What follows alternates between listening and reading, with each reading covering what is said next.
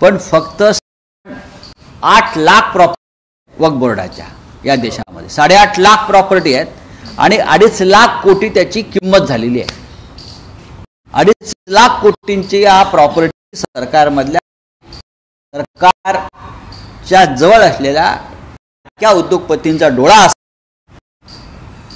आणि त्यासाठी हा कार्यक्रम आज सुरू होईल.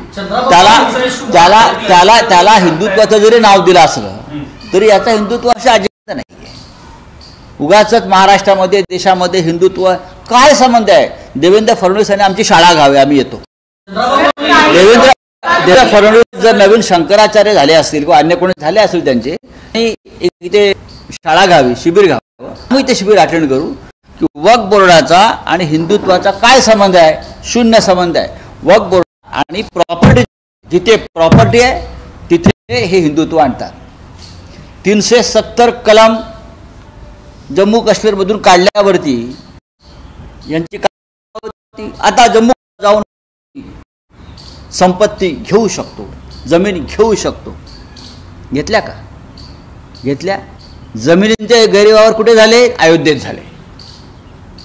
जमिनी कुठे लाटल्या? या हिंदुत्ववाद्यांनी अयोध्येत लाटल्या.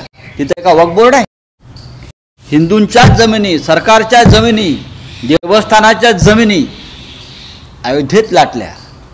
महाराष्ट्रामध्ये देवस्थानाच्या जमिनी कोणी लाटल्या? भारतीय जनता पक्षाचे मंत्री किंवा त्यांच्या मंत्रिमंडळात काही पक्षांचे आहेत त्यांनी महाराष्ट्रामध्ये देवस्थानांच्या जमिनी लाटल्या. इथे का वक्फ बोर्डाच्या बिलाचा संबंध अजिबात नाही.